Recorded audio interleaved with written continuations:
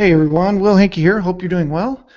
It's Friday afternoon, and got my new microphone and playing around with Google Hangouts today, and just kind of goofing off, doing some things. Wanted to run through a presentation that I did for the St. Louis social media group last week, and see how it shows up on the Google Hangouts here.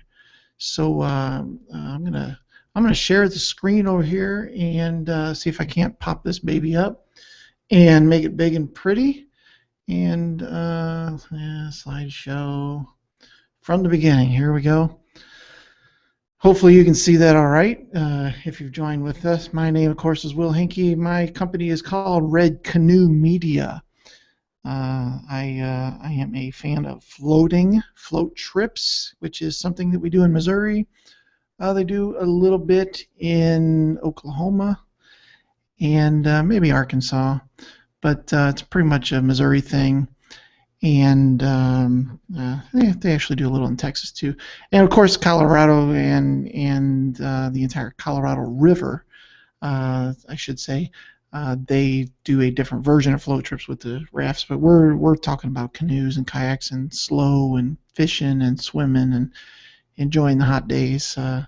That's what I'm all about, and that reflects in the name of my business name. So I am at Canoe Media. Originally, I did this for a meetup last week with the St. Louis social group. If you're in St. Louis and want to check out a lot of people that know a lot of things about social media, or you want to be one of the people that wants to learn more about social media, this is the group to check out. And they are on Twitter at STL Social Group. You can also check them out there.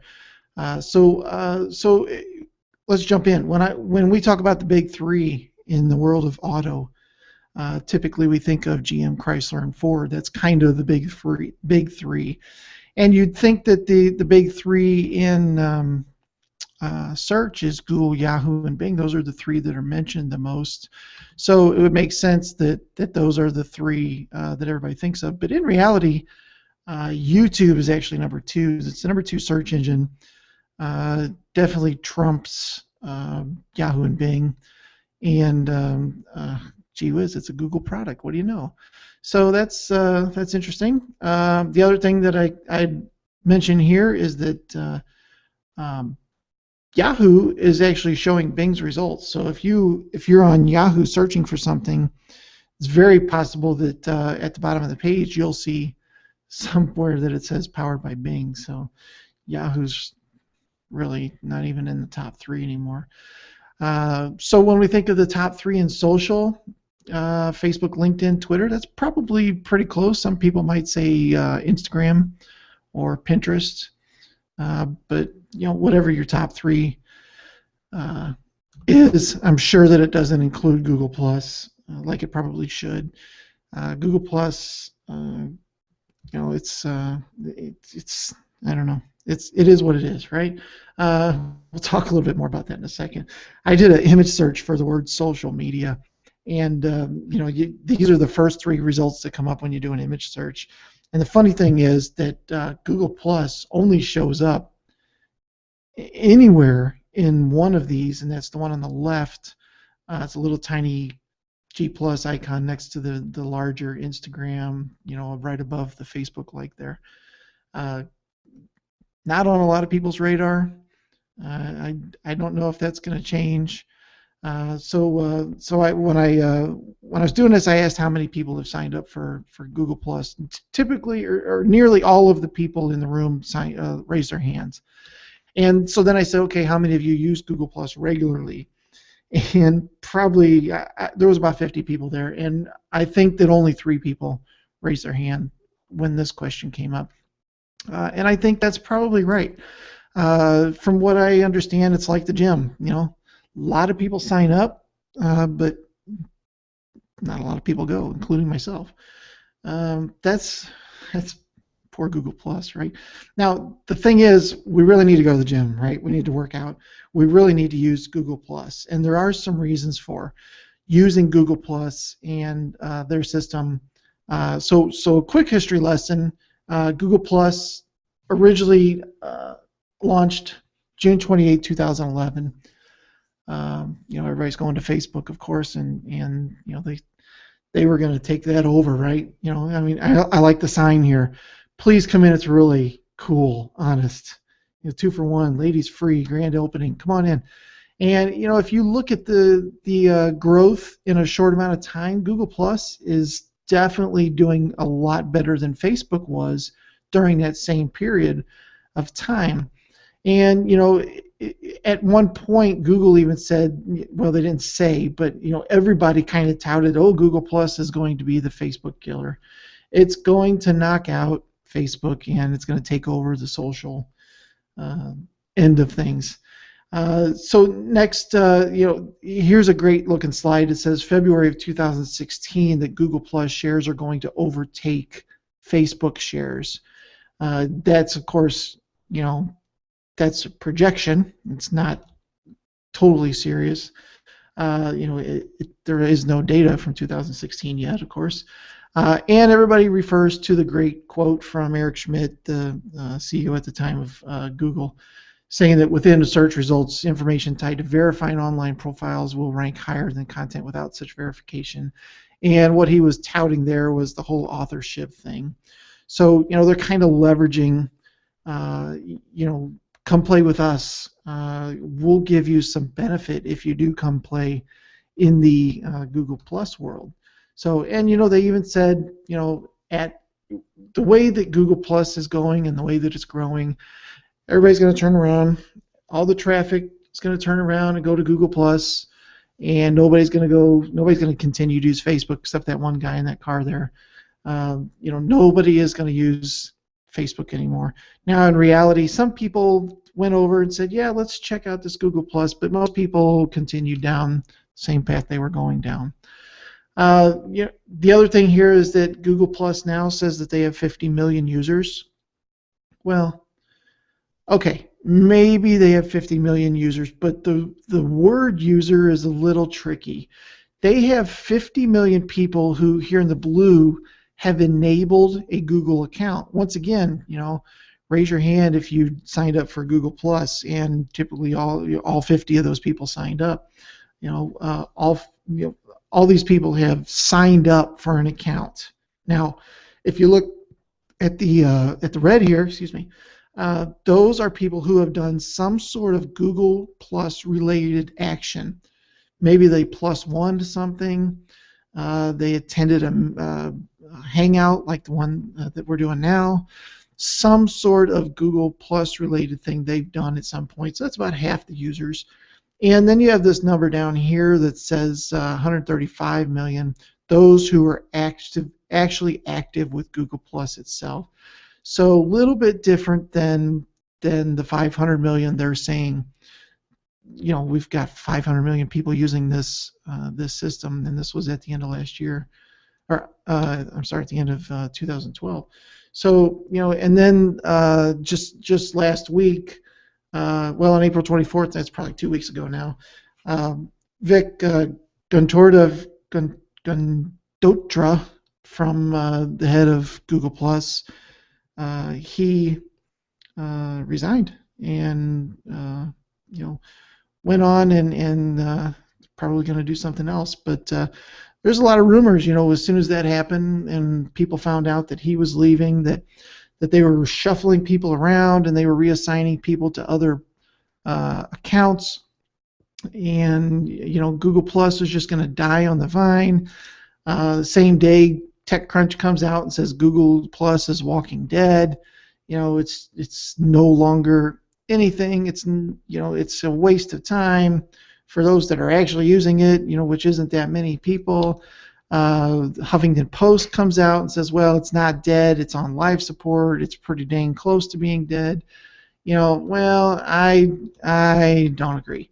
I think Google Plus is going to be around for a while, and I definitely think from a small business perspective that there are definitely advantages in using Google Plus, and since there's not many using it, what a terrific way to really flank your competitors. It's something they're not using most likely, and it's backed by Google, so it's definitely not to be ignored. One of the great things is the 7-pack. They've integrated the Google Maps /places/ local, whatever you want to call it. The Google Plus, if you have a Google Plus page for your business, those are starting to show up now. This is a search I did last week for plumber St. Louis, and all 7 of the 7-pack results had a link to the Google Plus page, which is pretty interesting. I'd say not many of those are actually being used as far as the Google Plus pages themselves. They were created. Google kind of created pages for everybody. There's probably not anything there. They probably haven't been claimed or verified or anything like that. But those pages do exist, and people are clicking and checking that stuff out. Another cool thing is the Carousel. I think the local Carousel is a pretty awesome thing. I did pizza near Arnold, Missouri, and I get the little carousel with I can flip through and see which of the pizza places I like, who's left reviews, how many stars, what the reviews are. I can get all kinds of cool information, and how much it costs, all that kind of stuff. Probably the most important thing related to Google Plus right now is Google Authorship. I wrote a book about it. I recently wrote a blog post called "Is Google Authorship the New SEO Currency?" I don't know if that's 100% yes. Links are still important, but people that are using authorship are definitely going to see an advantage traffic-wise, I think. And so here's another question I asked to the social media group: which one of these 3 results are you drawn to? It's pretty obvious. There's one that grabs your attention more than the other 2, and that's of course the one that has yours truly picture on it. But it's no matter what it was. If you had a couple results here like this, and you saw one that had a picture or something that made it different from the others, it's going to draw your attention, and it's very likely that I will read that title first. And if I'm really interested, I may even read the description underneath there. But there's definitely something that draws your attention to it. So if you don't have authorship on your site, or you're not sure, Google actually has a tool. They call it the Structured Data Testing Tool. You can go to Google, or you can just type this, what you see at the bottom here, or you can just go to Google and type in Snippet Tool or Structured Data Testing Tool, and you'll come up with this page. So then what you do is you just take a blog post from your website. So you grab a URL like I did here, plug it in there, and hit the preview button. And if it's set up correctly, then it'll come back and it'll show you a little preview of what your authorship result is going to look like. And a little bit below that in green, it will say your authorship is working for this site or for this page. So if you don't see that, you get something in red that says it's not working correctly, then you need to figure out what's wrong with it and fix it. If you do have, this is my own little plug here, if you do have a WordPress website, just go sign up for my newsletter, willhankey.com/newsletter, and you'll get a free PDF of my best-selling book on Amazon on how to set up Google authorship for your WordPress site. So go sign up for the newsletter. You'll get this PDF. It's step-by-step, screenshots, everything on how to set it up and how to optimize those results as well. So that's kind of the overview of Google Plus and why I think it's still important. And the other thing that they wanted at the Social Media Club, and hopefully this maybe will help you as well, is a couple other SEO tools that I like to use. So let's just blast on through these. SEO Doctor is one of my favorites. It's a very high level, is there something right or something wrong with this website?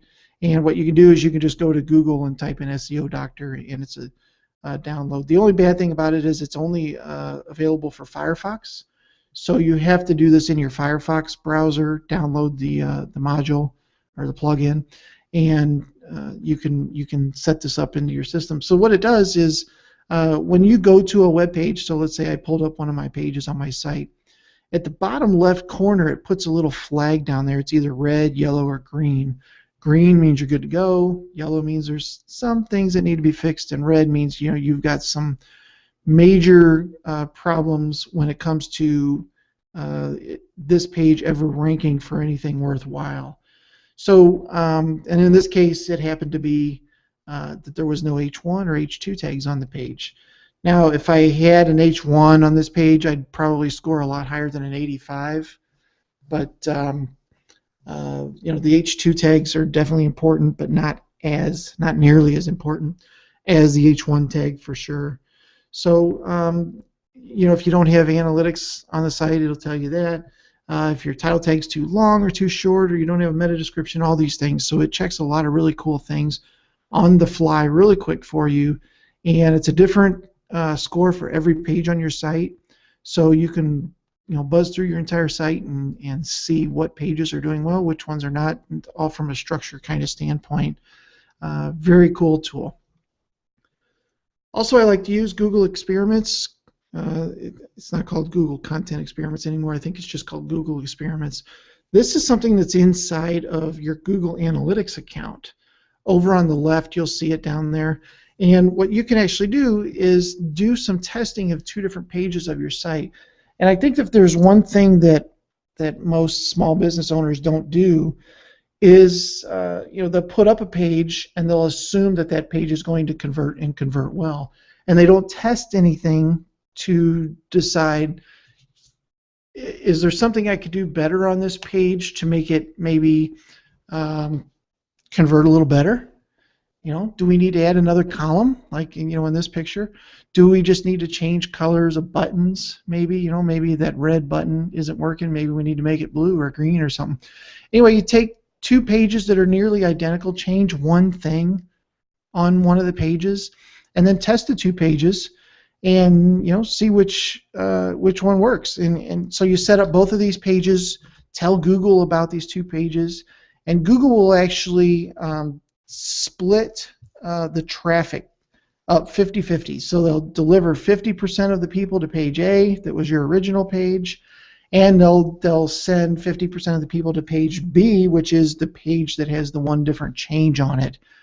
And then they'll decide who the winner is. Which page is converting better. Is it getting more sales? That would be the easy way to see. Are there more people signing up for your newsletter? Are there more people downloading XY white paper? Whatever it is that you use to decide how that page is working well, they will decide, or they will tell you who the winner is. Now, you need to have some decent traffic to the page. You can't have a visitor every 2 days, and so 30 days later you had 15 people. Well, that's really not a good data set. You need some more people than that, or you have to run it for a longer time, something like that. But over time you can get some pretty good data. So in analytics, this is kind of what it looks like. In this case, there's more than one test going on, and so they were actually testing 5 different pages, I think, plus the original, or maybe 6. 1, 2, 3, 4. No, 5 plus the original. So, and in this case, it tells which one was the winner. I don't know that I'd go through all of this to do 6 different versions of a page, because even the one that was the winner, there might have still been some good aspects of the other pages too that caused it to almost win and work well. So I would say just do an A/B test.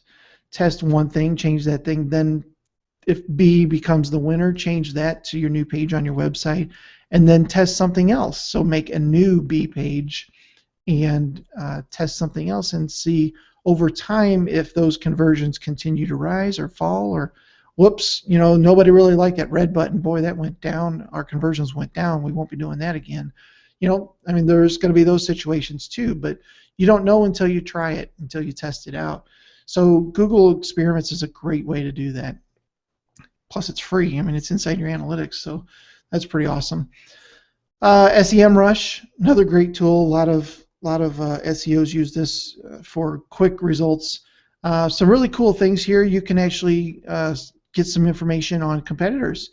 You can find out what they're ranking for, what keywords they are bidding on in Google AdWords. That information may change pretty soon, but what their overall rank is for different terms, who they think their competitors are, who they're up against, how much money they're bidding on these different keywords. Some pretty cool data in there, how much traffic they get specifically from AdWords type accounts versus regular. Some pretty cool data in there. I think you do have to sign up for this website. You can get a free account and you get a little bit of data, and then I think the next rung up in the pricing beyond free, I think it's $50 a month, so it's not really cheap. But you know, lots of good data there, lots of good stuff that you can use to build your website up a little stronger. The other one is Majestic SEO. I use this tool a lot. Majestic SEO has a free account as well. I think you can use it free without signing up, but if you sign up still for free, but you actually get an account there, they give you a little bit more data and some pretty cool stuff there. So what they do is you plug in a URL, and they will tell you from a link standpoint how many people are linking, how many referring domains they have, what they consider a trust factor for this website, how fast they're getting links, if they have, you know, in this case, educational, government type links, where those links are coming from. So you can use this data to grab your competitors' information on links and see if there's any places that you can get links as well. You know, if your competitor has a link, maybe you can get a link there as well. Also, Yoast. This is a WordPress. I'm a big fan of WordPress. So, and the Yoast SEO plugin is pretty popular. Most people know about this plugin now. You can download it for free. There are some additions that you can get, like the Yoast local local SEO plugin, the video XML plugin. There are some other ones that cost money, but this one is free, and boy, it really does some great things for your website. WordPress only, of course. Assuming you're watching this prior to May 22nd, 2014, we do have, I think we only have about 8 seats left for our next meetup, SEO Meetup in St. Louis. We have a guest speaker named Russ Henneberry. He is the chief content marketing guy over at digitalmarketer.com. And they put out some great blogs, some great information. I've published a couple things over there. Did a webinar with them last week, and Russ is gonna really show us some cool stuff. And then June 18 is our SEO Meetup workshop that we're doing. We're going to be going over Google Analytics. You know, a lot of people sign up for, or I should say, log into their Google Analytics, look at the pretty charts there, and then they log back out because they have no idea what the hell they're looking at, or you know what it is. But if you want to know a little bit more about it, and you want to know that these other systems are working, and find some data in there that will help you increase your conversions, increase your traffic, then and you know you're within the St. Louis area, please come to this June 18th. It's a morning session, $57. Love to have you at that. And of course, you don't have any questions. But if you want to contact me or have any more information, or want to find any more, well, I just can't talk all of a sudden. If you want any more information about anything that I talked about today, feel free to hit me up at Red Canoe Media on Twitter. Give me a call. That's my cell phone number. And that's about it. That was a fun thing. After it was over at the presentation, there was quite a few people that came up to me with some more questions related to Google+. And of course, everybody liked the slide with the It's like the gym. A lot of people sign up, not a lot of people go. That seems to it seems to resonate with a lot of people. But there's definitely some good things going and good reasons to sign up for Google Plus. So I definitely wouldn't just ignore it. Sign up for it, put some effort into it. It's pretty much like any other social thing. You sign up for Twitter and put some effort into it, and you probably get something out of it as well. But you can't just tack it on as, oh, we need to be on this system too, and not do anything with it. You're not going to get any great results out of it. So that's it. Everybody have a great day, and we'll talk to you later.